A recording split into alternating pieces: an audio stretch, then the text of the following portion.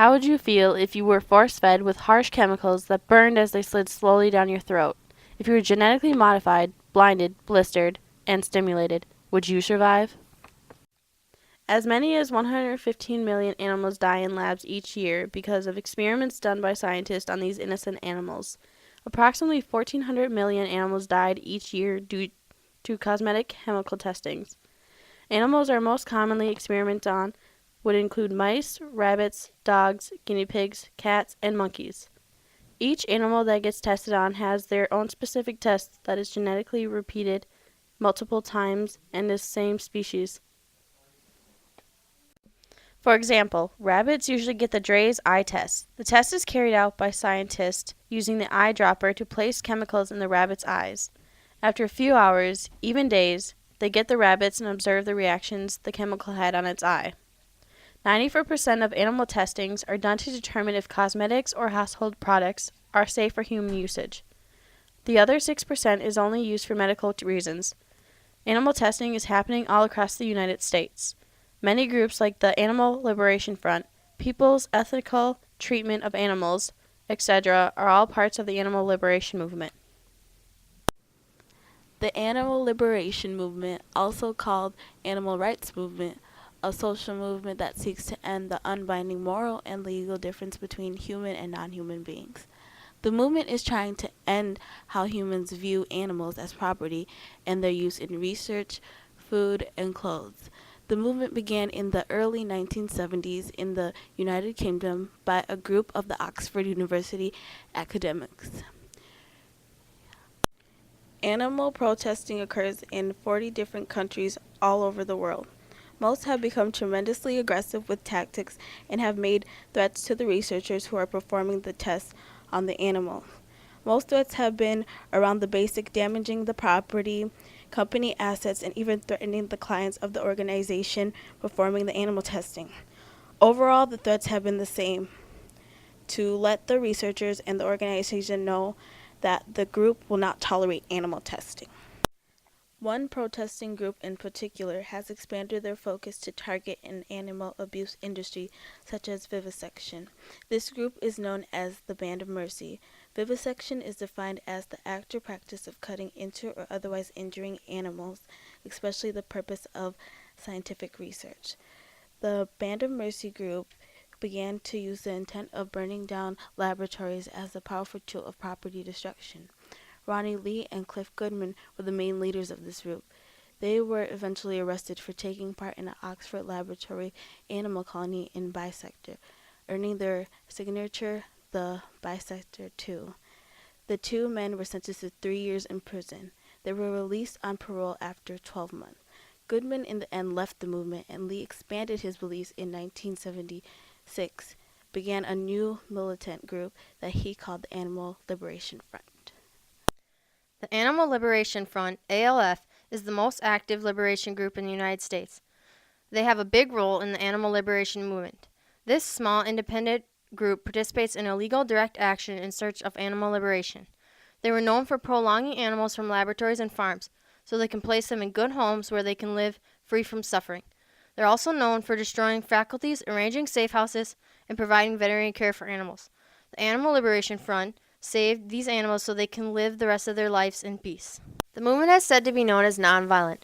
Their goal was to cause economic damage on those who profit from the misery and exploitation of animals. No humans or animals have been injured. ALF detests physical violence. Many protesters deny the attacks on property counts as violent actions. They compare the destruction of animal laboratories and other faculties to troops blowing up gas chambers in Nazi Germany.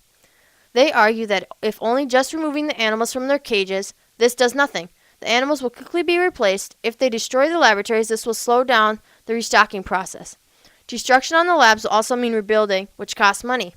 ALF has two ways of dealing with animal cruelty. The first wave of direct action is pursuing illegal campaigns such as property destruction, or use the second wave of direct action, which is rejecting the use of damage and violence and the use of legal forms of pressure.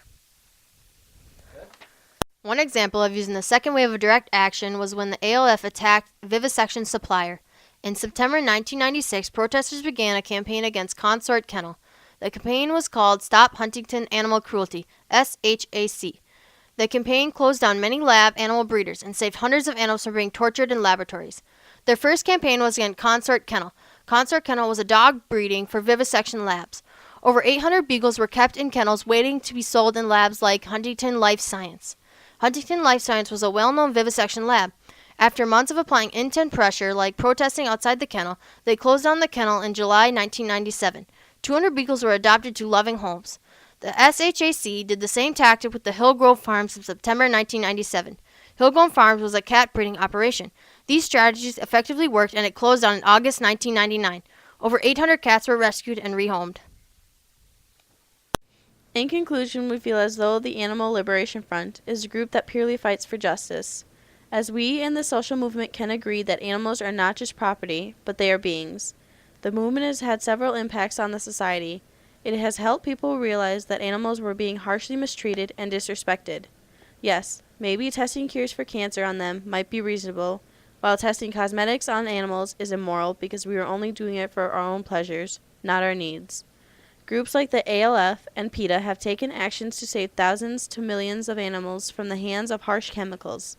They have taken the liberty to free these animals from the dark, cold, small, confined cages and painful tests to be with people who will love them.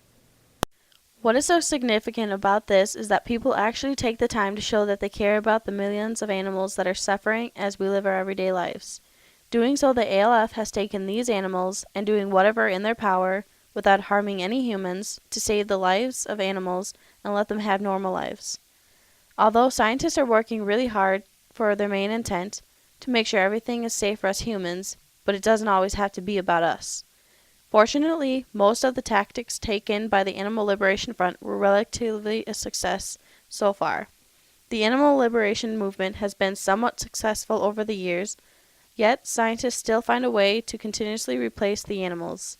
Not to mention, this movement has been going on for many years, and still, scientists continue to do testing on the animals. The strategies they used were moderately successful due to the fact they were damaging public places, but they were doing what they ultimately intended to do, save the animals. The only thing that led to this movement was the mistreatment to animals. There was no way people with passion for animals could just live in a world knowing that there were animals out there being tortured. Though we can conclude that the Animal Liberation Movement is fairly successful so far, they still have a long way to go before they are ultimately successful in what they are trying to do.